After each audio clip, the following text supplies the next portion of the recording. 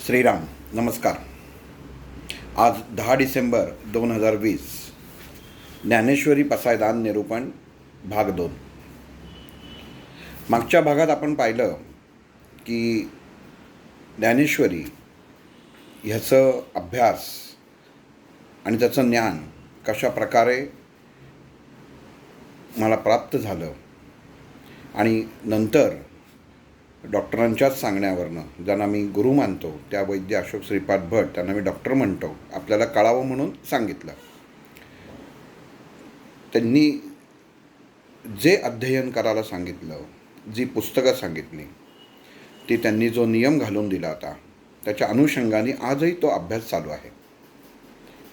ज्ञानेश्वर जसं आपण समुद्र पाहतो, सागर पाहतो आणि किती विशाल आहे, समोर क्षितिज तर दिसत असतं, पण आपल्याला वाटतं की तिथपर्यंतच तो समुद्र पसरलेला आहे. पण वास्तविक पाहता त्याची मोजणी, त्याची व्याप्तता ही इतकी मोठी असते की त्याचं मोजमाप हे आपण करू शकत नाही. तसंच त्याची खोली, त्याची गहराई हा शब्द असा एवढ्यासाठी वापरला, हिंदी शब्द आहे, पण एक प्रकारचं वेगळं वातावरण समुद्राच्या पोटाशी, जसं वरती उथळपणा जास्त, तसं जसं खाली जावं तसं शांतता जास्त असतं. असं हे ज्ञानेश्वरीचं स्वरूप आहे. समजून घेतलं तर ती तळातली शांतता, प्रसन्नता ही प्रत्येकाला लाभणार आहे. आपण एखाद्या गोष्टीचा अभ्यास करतो, एखादी गोष्ट वाचतो, तुकारामांची गाथा वाचतो, ज्ञानेश्वरांचं वाचतो, ज्ञानेश्वरी वाचतो, भगवद्गीता वाचतो, रामायण वाचतो, पण ज्ञानेश्वर झाले, राम झाले, श्रीराम झाले, तुकाराम महाराज झाले, हे जरी त्या गाथेचे, पुस्तकाचे, कादंबरीचे नायक, हिरो म्हणलात तरी चालेल, जरी असले तरी त्यांनासुद्धा उभं राहायला, त्यांची प्राप्ती व्हायला, त्यांची उत्पत्ती व्हायला जी कारणं असतात तीसुद्धा खूप महत्त्वाची असतात. इथे ज्ञानेश्वर महाराजांचा जन्म, आज आपण हे निरूपण करताना, उद्या 11 डिसेंबरला ज्ञानेश्वर माऊलींचं संजीवन समाधी दिन आहे आणि आपण ज्ञानेश्वर महाराजांचा जन्मच्या दिशेने आज आपण चाललेलो आहे. म्हणजे संजीवन म्हणजे मुळामध्ये कसं आहे की संजीवन हा शब्द एखाद्याने समाधी घेतल्यावर देह सोडला, तर तसं नाही, संजीवन त्याला शब्द दिलेला आहे. अजून स्पंदनं चालू आहेत, लोकांनी ऐकलेली आहेत, अजूनही ऐकत आहेत. बऱ्याच विज्ञानी लोकांनी तिथं येऊन हे सिद्ध केलेलं आहे की ज्या जागी, ज्या द्वारातून माऊली समाधीला गेले, तिथं आजही कंपनं आणि मंत्र हे ऐकू येतात. संजीवन याच्यासाठीच म्हटलं जातं. आता ज्ञानेश्वरी आणि पसायदान ह्या दोन्हीची सांगड घालताना एक श्लोक, मुळात कसं असतं की एखादी गोष्ट जेव्हा उत्पन्न होते तर त्याच्या पाठीमागं कारणंही तशीच असतात. प्रभू रामचंद्रांचा अवतार घ्या, श्रीकृष्णाचा अवतार घ्या, ज्ञानेश्वर माऊलींचा अवतार घ्या, हे सहजासहजी झालेलं नाही आहेत. ह्याच्या पाठीमागं विशिष्ट कारणं होती. विष्णूचं तर अवतार घेण्याचं कारणच असायचं आणि कारण घेतल्यानंतर तो अवतार समाप्ती करायचे. ही भगवंत परमात्मा विष्णूची खासियत म्हटलीत तरी चालेल ही होती. आणि इथं आपण जसं ज्ञानेश्वर माऊलींचं आता जीवनपट पाहणार आहोत. आणि का पाहायचा, तर त्याला कारण असं आहे की माऊली जरी परमात्म्याचा अंश असले तरी आता ते शरीर हे स्थूल देहामध्ये त्यांनी जो त्यांचा आत्मा प्रवेशला होता आणि स्थूल देह आला की त्याला भोग हे आलेच. मानापमान हे आलेच. आणि माऊलींच्या बाबतीत ही गोष्ट विशिष्ट वेगळ्या तऱ्हेने झाली होती. जसं आपलं निरूपण पुढं जाईल तसं आपल्याला याचं कल्पना येईलच की माऊलींचा जन्म कसा झाला, अवतार घेताना काय गोष्टी घडल्या, स्वर्गात सुद्धा जेव्हा अवतार घ्यायचं महाविष्णूंनी ठरवलं तेव्हासुद्धा काय घडलं. तर हे सगळं पुढं आपण पाहणार आहोत त्याच्यामध्ये. पण जसं आपण एखादी गोष्ट पाहतो की सुरुवात कुठनं होते. मागच्या निरूपणात पाहिलं की पाया ह्याच्याकडं आपण माणसाचं लक्षच जात नाही, फक्त आपण इमारत पाहतो. आणि पाया पाहणं हे खूप गरजेचं आहे. आणि तेच हे आपण ज्ञानेश्वरीमध्ये पायापासून पाहणार आहोत. उत्पत्ती कशी झाली, निर्मिती कशी झाली, ज्ञानेश्वर माऊलींचं जन्म कसा झाला, निवृत्तीनाथांचा जन्म कसा झाला, सोपान महाराजांचा जन्म कसा झाला, आणि माऊली मुक्ताबाईंचा जन्म कसा झाला. ह्या गोष्टींचा अभ्यास आपल्याला करणं गरजेचं आहे. नुसती ज्ञानेश्वरी वाचली तर त्याच्यामध्ये आपल्याला ज्ञानेश्वरांचं खरंच चरित्र काय होतं, जीवन काय होतं, सुरुवात कुठनं होते, आपण इतकं सोप्या पद्धतीने वाचतो आणि तिथनं वाचून लगेच सोडून देतो. इतकं सहजतेने तसं नाही आहे. एक अभंग आहे की इवलेसे रोप लावलीये द्वारी, त्याचा वेलू गेला गगनावरी. सर्वांनी अभंग नक्कीच कधी ना कधीतरी ऐकलेला असेल. इवलेसे रोप लावलीये द्वारी, म्हणजे रोप कुठला आहे आणि त्याचा वेलू, त्याचा कुठला वेल हा गगनावरी गेलेला आहे. मनुष्य जीवनामध्ये आपण पाहतो की सर्वसामान्य माणूस, आपण एखादं बाहेर ट्रिपला जातो, प्रवासाला जातो आणि एखादं झाड दिसतं की जे फळांनी बहरलेलं असतं.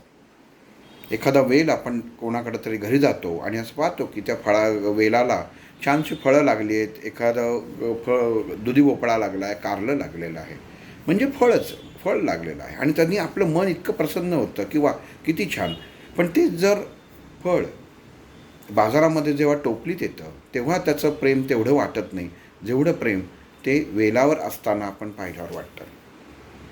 आणि इथं ही जे वेल आपण पाहतो हे नुसतंच त्याचं फळ आणि फूल पाहतो आणि त्यांनीच इतकं मन प्रसन्न होतं. पण कधी याचा विचार करत नाही की त्याचं जे मूळ आहे ते कुठं आहे, ह्या मुळाशी काय आहे. जर मूळच जर उत्पन्न जे होणारं वेल उत्पन्न होणारचं कारण जे आहे मूळ, जर वेलाची फुलं आणि फळ इतकी सुंदर असेल तर मूळ किती सुंदर असेल, याचा विचार आपण करायला पाहिजे. सर्वसामान्य जीवनामध्ये आपण हा विचार करत नाही.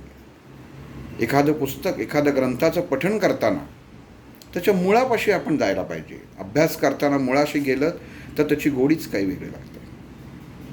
आज तसं ज्ञानेश्वर महाराजांच्या बाबतीत आपण त्यांचं आता थोडंसं ज्ञानेश्वर महाराजांचे वडील विठ्ठलपंत यांचा जन्म आपण आधी पाहू.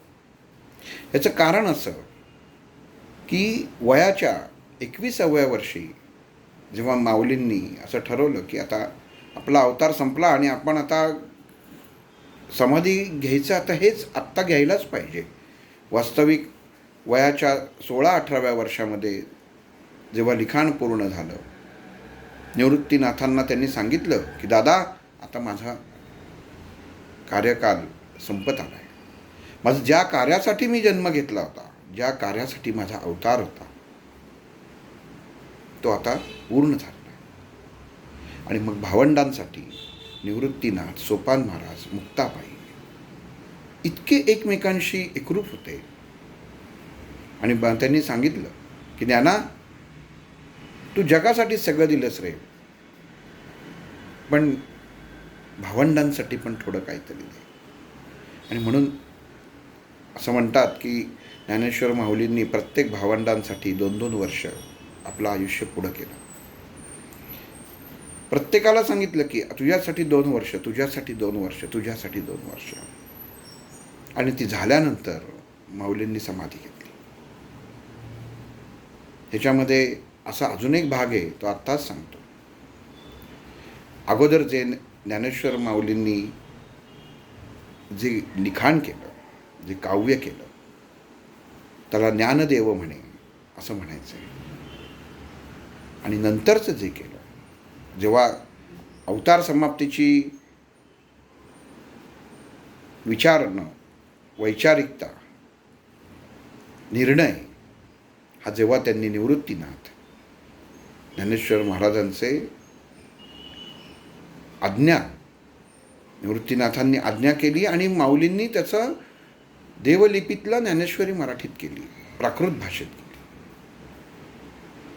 आणि ही गोष्ट जेव्हा माऊलींनी निवृत्तीनाथांना सांगितली आणि जेव्हा निवृत्तीनाथ सोपान महाराज आणि मुक्ताबाईंनी माऊलींजवळ हे मागणं केलं की आमच्यासाठी काहीतरी, तेव्हा माऊलींनी सांगितलं की दादा आता ह्या पुढं ज्ञानदेव म्हणे असं नाही होणार. आता ह्या पुढं फक्त पांडुरंग आणि विठ्ठल रखुमाई ह्यांच्यासाठीच काय जे असेल ते काव्य होईल. मग नंतर असं म्हणतात बाप रखमादेवी, असं नंतर ज्ञानेश्वर माऊलींनी आपण जसं निरूपणात जाऊ शिरू तसतसं एक एक उल्लेख हा येतच जाईल. पण हे सगळं आपल्या हातामध्ये हा इतका सुंदर हिरा हातात पडलेला आहे, त्याची उत्पत्ती कशी झाली, ह्याला पैलू कोणी पाडले, हे जर कळलं तर खूप त्याचा आनंद आणि त्याचं रसपान प्रत्येक माणसाला करायचं आहे. ह्याच्यामध्ये मजा काही आवडच येते. आणि म्हणून ज्ञानेश्वर महाराज यांचा जन्म ज्या उदरी झाला ते विठ्ठलपंत आणि रखुमा यांचं आधी जीवन काय आहे हे आपण पाहूया. एखादा प्रसंग सांगताना तो जर उभा करता आला, वास्तविक मला ह्या गोष्टी थोड्याशा अवघड आहेत, पण तरी जेवढं माझ्या ज्याने शक्य आहे तेवढं मी त्या सांगायचा नक्कीच प्रयत्न करतो. हे सांगण्याआधी मी परत एकदा डॉक्टरांना आणि वर्तक काकांना एकदा परत प्रणाम करतो, कारण त्यांच्यामुळं आज मी हे आपल्यासमोर सांगू शकतो आहे, या दोघांमुळेच. आणि तिसरी गोष्ट, मागच्या आठवड्यात जेव्हा मी योगिनी ताईंकडे गेलो, खूप मोठी विभूती आहे, ज्यांचं दर्शन झालं त्यांचं जीवन पावलं असं म्हणायला हरकत नाही. आणि त्यांना मी ताईनं विचारलं, ताई आता भीमरूपी संपलं आहे, भीमरूपीचं निरूपण संपलं आहे, 2 विषय माझ्यासमोर आहेत, कुठलं करू सांगा. स्वामींचं तारक मंत्राचं आहे नाही तर पसायदानाचं आहे. तर ताई म्हटल्या ज्ञानेश्वरीचं. ताईंची आज्ञा, त्यांचे आशीर्वाद, काय मिळालं हे मी शब्दात सांगू शकत नाही, कारण काही गोष्टी अशा असतात की ह्या शब्दात मांडताच येत नाहीत. आणि इथं आता ह्या निरूपणाला मी सुरुवात करतो. जसं एखादं आपल्या डोळ्यासमोर हा प्रसंग उभं राहणं खूप गरजेचं आहे. डोळ्यासमोर जर प्रसंग उभा राहिला तर आपण त्या गोष्टीपर्यंत खूप छानपैकी रसाळपणे, कारण आंब्याचा रससुद्धा आपण जसा खातो, तो आंब्याचा रस खाताना एकदम जर गटागटा प्यायला तर त्याची चव लागत नाही, पण तो एक एक चमचा चवीने खाल्ला तर त्याची तृप्तता येते. तसं इथं आपण आता पाहणार आहोत. गोविंद पंत हे ज्ञानेश्वर माऊलींचे आजोबा. आणि गोविंद पंत हे आपल्या घरामध्ये पूजा करत असतात. आणि पूजा करता करता लग्न होऊन 2 तप झालेले आहेत, पण पोटी मूल नाही. घरामध्ये जसं समाधानकारक ऐश्वर पाहिजे ते सर्व ऐश्वर त्यांच्यापाशी असतं. परमेश्वराची सेवा करण्यात कुठेही कसूरता नाही. रोज पूर्ण पंचपक्वान्न नैवेद्यासकट त्या परमात्म्याची पूजा चालू असते. आणि गोविंद पंत आज पूजेला बसताना बाळकृष्णाला तामणात ठेवतात आणि सहस्त्रनामाचा अभिषेक चालू असतो. आणि अभिषेक चालू असताना मनामध्ये जसं म्हणतात की मनुष्याला की जरी आपण स्वाध्यायामध्ये जरी एखादं नाम आपण घेत असतो तरी आपल्या प्रत्येक माणसाला जर विवंचना असेल तर ती आपल्या सुप्त अवस्थेमध्ये, सुप्त बुद्धीमध्ये ही कार्यान्वित असते. आणि सहस्त्रनामावली एक छानसं प्रसन्न वातावरणात गोविंदपंत बाळकृष्णावर अभिषेक करतात. पूर्ण सहस्त्रनामावली झाल्यानंतर अर्थात पंचामृताचा अभिषेक हा करताना आणि गोविंदपंतांचं एक सुसंस्कृत घर, जिथं देव पूजा अर्चा हे पहिल्यापासून चाललेलं आहे. आणि अशाद्वारी अशा घरी अशा प्रसन्न वातावरणामध्ये हे अभिषेकाचं कार्य गोविंदपंत करत असतात. आणि करता करता झाला का नैवेद्य अशी एक हाक मारतात. स्वयंपाकघरामध्ये निरामाई किंवा निराबाई काही म्हणा, निरामाई म्हणणं आपण जास्त योग्य ठरेल. गोविंदपंतांच्या पत्नी एक ताट आतनंच आवाज देते. जसं आपण घरामध्ये आपल्याकडं पूजा चालू असते आणि बरोबर प्रसाद आतमध्ये आई किंवा पत्नी तयार करत असतात आणि मग आपण करतो, अगं प्रसाद झाला का? आणि मग ती म्हणते हो झाला, घेऊनच आले त्याच्यात. तसं इथं गोविंदपंत नुसतं म्हणतात की प्रसाद आणि त्याच्याबरोबर नैवेद्य झाला का, असा त्यांनी एक नुसतं म्हणतात नैवेद्य झाला का, आणि नैवेद्य झाला का अशा ह्या आवाजाने आत्न निराबाई म्हणतात हो झाला, आणि त्या प्रसाद घेऊन येतात. जसं म्हणतात की एखादी गोष्ट तयार असणं, बऱ्याच ठिकाणी कसं असतं की घरामधलं वातावरण, घरामधले संस्कार हे प्रत्येकाचे वेगवेगळे घडलेले आहेत. आणि इथं निराबाईंनी पूर्ण पंचपक्वान्नासकट ताट या बाळकृष्णासाठी तयार केलेलं आहे. आणि गोविंदपंत म्हणतात निराबाई आयुष्यभर जीवनामध्ये खूप छान साथ दिली तुम्ही, आणि ही साथ देताना माझं खरंच आयुष्य पूर्णत्वाकडे लाभल्यासारखं वाटतंय. पण हा नुसता पण म्हणतात आणि निराबाईच्या डोळ्यात पाणी येतं. सर्व सुख आहे, मनाची शांतता आहे, घरामध्ये वैभव आहे. आता वैभव म्हणाला तुम्ही म्हणालात तर वैभव म्हणजे काय? घरामध्ये काही दरवाजामध्ये गाई म्हशी वगैरे तसं नाही. मनामध्ये तृप्तता जे आहे त्याच्यामध्ये आनंद, हे वैभव, हे सगळ्यात माणसाचं वैभव खूप महत्त्वाचं असतं. आणि घरामध्ये वैभव होतं. आणि निराबाईंना गोविंदपंत म्हणतात पूर्ण आयुष्य 2 तप झाले निरामाई आपल्या लग्नाला, आणि इतकं सुंदर तुम्ही संसार केलात. पण आणि हा पण नंतर निराबाईंच्या डोळ्यात जे पाणी तरारतं त्याचं कारण हे असतं 2 तप झाली, किती वृत्तवैकल्य केली, किती अभिषेक केले, पण पोटी संतान नाही. बघा, एखाद्या गोष्टीचं आपण रोजच्या जीवनामध्ये म्हणतो माझ्याकडे अमुक नाही तमुक नाही, आणि इथं किती व्रतवैकल्य करून, किती उपास करून पोटी संतान नाही, ह्याच्यासारखं दुर्दैव काय. आणि अशातच कर्म आणि कर्तव्य तर करायलाच पाहिजे. निरामाई स्वयंपाकघरात जातात आणि दुपारच्या जेवणाची व्यवस्था करायला लागतात. ज्या दिवशी गोविंदपंतांनी बाळकृष्णावरती अभिषेक केला त्या दिवशी व्रत असतं, आणि त्या व्रताची सांगता करण्यासाठी घरामध्ये मंडळी जेवायला येणार असतात. आणि घरी मंडळी जेवायला येणार, दुपारचं सगळा स्वयंपाक तयार, तर निम्मा स्वयंपाक तयारच झालेला असतो. आणि अशामध्ये गोविंदपंत आत येतात, स्वयंपाकघरात येतात आणि निराबाईंना म्हणतात नैवेद्य तयार झाला आहे का पूर्ण. अर्थात गंमत बघा,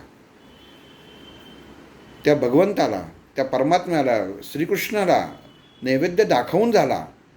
पूर्ण ताट निरामाईंनी वाढून आणलेलं होतं, आणि तरी गोविंदपंत आत येऊन त्यांना विचारतात पूर्ण नैवेद्य तयार झाला का. याचा अर्थ काय की पतीचं प्रेम पत्नीवरती काहीतरी बोलायला पाहिजे. काय बोलणार? पूर्ण आयुष्य तुम्ही सुंदर ह्यांनी काढलं, संसार छान केलात, पण हा नुसता पण गोविंदपंतांचा आपल्या पत्नीला किती टोचला आहे. आणि त्याचा परिणाम काय झाला हे बघायला गोविंद पंत वास्तविक स्वयंपाकघरात येतात. आणि स्वयंपाकघरात आल्यानंतर त्यांच्या असं लक्षात येतं की एवढी सुंदरपणे नैवेद्य घेऊन येताना हसरी असलेली माझ्या पत्नीचा चेहरा कोमेजलेला आहे. 2 तप झाले, काय करावं, कोणाला विचारावं. आणि ह्या नुसत्या विचारणामध्ये गोविंदपंत जेव्हा मीराबाईंना विचारतात नैवेद्य झाला का, त्या नुसत्याच मानेने हो म्हणतात. स्वतःच्या पदराच्या कडेने आपले डोळे पुसत त्या गोविंदपंतांना म्हणतात, आपण बसा, यजमान येतीलच इतक्यात. आणि एवढंच हे चालू असताना, सगळी तयारी जी लगबग चालू असताना बाहेर अलख निरंजन असा आवाज येतो. आणि हा आवाज आल्या आल्या मीराबाईंच्या मनामध्ये, मीराबाईंच्या शरीरामध्ये एक प्रकारचं कापरं असा एक उभारी, एकदम शिरशिरी येऊन जाते. अलख निरंजन. आणि त्या बघायला येतात बाहेर. जटा वाढलेला, दाढी वाढलेला, ज्याच्या मिशाई एवढ्या वाढलेल्या आहेत की ओठ ठीकसे दिसत नाही आहेत. हातामध्ये कमंडलू, दंड, कमरेवरती भगवं वस्त्र गुंडाळलेला असा एक योगी आपल्यासमोर उभा आहे. हे मीराबाईंना 1 मिनिटं भानावर आल्यावर कळतं, कारण त्यांचं रूप पाहून त्या इतक्यात भांबवतात. आणि एक क्षण आपल्याला जे दुःख आहे पुत्र शोकाचं, की आपल्याला पुत्र होत नाही, हे त्या विसरून जातात. महाराजांना म्हणतात, महाराज क्षणभर थांबा, ताट वाढून घेऊन येते. आत जातात आणि आत जाऊन बाहेर येतात आणि पूर्ण ताट. गोविंदपंतही पाहतात की दरवाजात कोणीतरी भिक्षा घेण्यासाठी आलेला आहे आणि आता दुपारची वेळ आहे.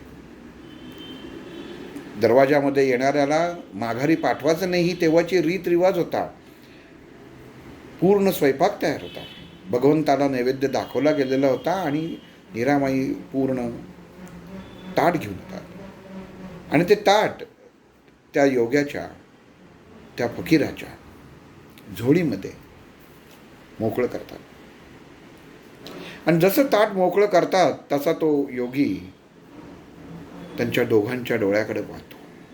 दोघांचे डोळे भरलेले असतात आणि काय दुःख आहे हे योगी महाराजांना कळून येतं. आणि योगी महाराज म्हणतात की माते, बघा शब्द काय वापरलाय, माते, आई. मराठीमध्ये आई म्हणतो आपण. नुसतं माते म्हटल्या मीराबाईंच्या डोळ्यामधले पाणी, अश्रू व्हायला लागतात. 2 तप झाले, पोटी संतान नाही, आणि आज योगीराज उभे राहत आणि मला माते हाक मारतायत, आई हाक मारतायत. ज्याची अपेक्षा आहे, जो माझ्या घरामध्ये, माझ्या अंगणामध्ये नांदावा, खेळावा असं मला वाटतं. आणि तो भाव महाराजांनी आज माझ्या मनामध्ये हाक मारून उत्पन्न केला. आणि तिचे डोळे भरून येतात. महाराज ओळखून जातात. आणि ओळखल्या हे भाव महाराजांचे शिष्य गोविंदपंत आणि मीराबाईंना सांगतात. हे गहिनीनाथ महाराज. आज गहिनीनाथ महाराजांनी सांगितलं, गोविंदपंतांच्या घरी भिक्षा घ्यायला जायचा म्हणून इथं आलेलो आहे. महाराजांकडं काहीही मागा, महाराज तुम्हाला देतील. बघा काय गंमत आणि काय चमत्कार असतात. अवतार घ्यायचा म्हटल्यानंतर त्याच्या पाठीमागं किती गोष्टी लागलेल्या असतात. आणि गहिनीनाथ महाराज आपल्या दरवाजात आलेले आहेत, आपल्या द्वारी आलेले आहेत. आणि त्यांना मी भिक्षा मोकळी केलेली आहे त्यांच्या झोळीमध्ये. हे ऐकल्यानंतर काय मागावं महाराजांकडं. गोविंदपंत आणि मीराबाईंचे ओठ बोलायला उघडतच नाही. काय बोलावं आणि काय मागावं, मागणं तर एकच असतं, पण कसं मागावं ही शक्तीच येत नाही. आणि महाराज, गहिनीनाथ महाराज म्हणतात, माते तुम चिंता मत करो, मेरा आशीर्वाद है, ये लो. आणि झोळीतनं हात घालतात आणि अंगारा, विभूती म्हणा, म्हणतात, गोविंदपंतांच्या हाती देतात आणि सांगतात की जेवणाबरोबर माई न दे. जैसे ही माई ये विभूति खाएगी, ये समझ लेना कि आपका जो बेटा होगा, उसकी संतान इतनी बड़ी हस्ती होगी कि आप उसके बारे में सोच भी नहीं पाओगे. आशीर्वाद काय दिला? आशीर्वाद एवढा दिलाच नाही की तुम्ही पुत्रवती भव. आशीर्वाद असा दिला की आईच्या पोटी जे मूल जन्माला येईल त्याचं मूल इतकं विद्वान असेल. आणि या आशीर्वादाने नीरामाईच्या डोळ्यातनं पाणी व्हायला लागलं आणि तिचे निशब्द झाली. मी मागितलं काय आणि महाराजांनी माझ्या पोटी, माझ्या उदरात काय टाकलं? आशीर्वाद दिला आणि महाराज निघून गेले. आनंदाने नीरामाईनी गोविंदपंतांकडनं विभूती घेतली आणि जेवताना आठवणीने खाल्ली. मनुष्याला योग्य स्थळी योग्य वेळी मार्गदर्शक आणि सत्पुरुष भेटतात, पण त्याच्यावर जर अविश्वास दाखवला तर ते फल प्राप्त होत नाही. गोविंदपंतांनी, नीरामाईनी गहनीनाथांनी सांगितलेला उपाय फक्त विभूती जेवणाबरोबर घे एवढंच सांगितलं. आणि त्याची गंमत अशी झाली की 1.5 महिन्यानंतर नीरामाईनं दिवस गेले. गोविंदपंतांना कळलं की आपली पत्नी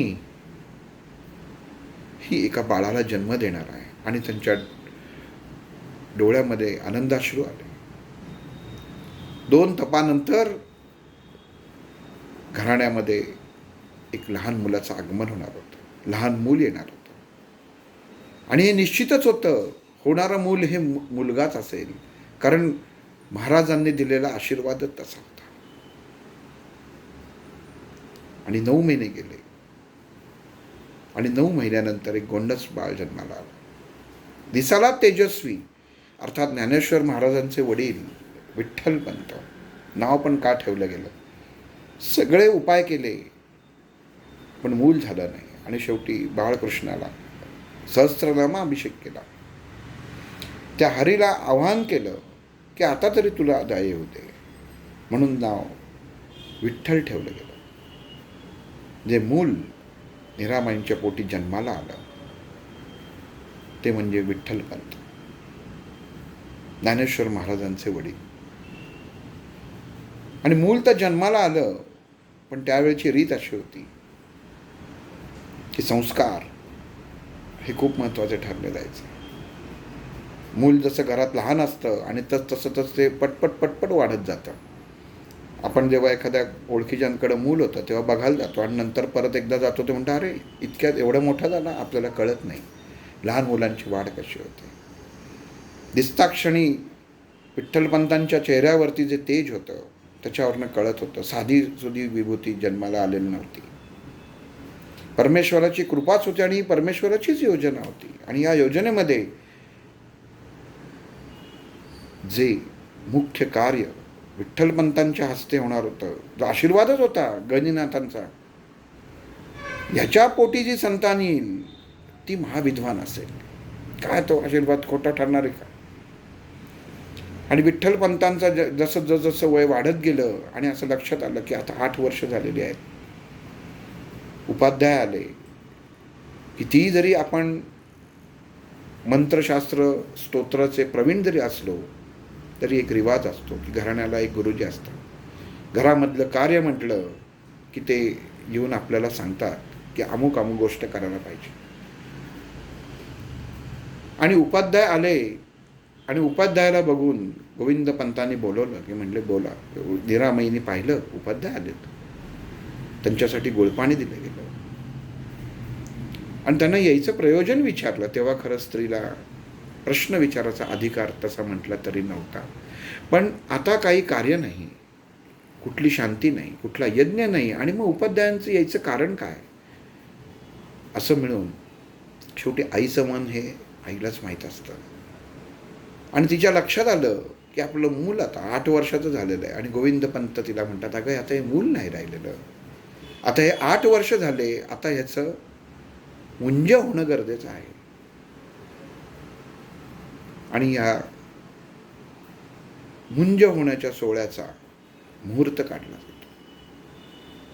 आज आपण इथं थांबू, त्याचं कारण असं की रेकॉर्डिंग करताना हे पुढं पाठवलं जात नाही, त्यामुळे मला थांबणं गरजेचं आहे. नाईलाज असं थांबायलाच लागतं आहे.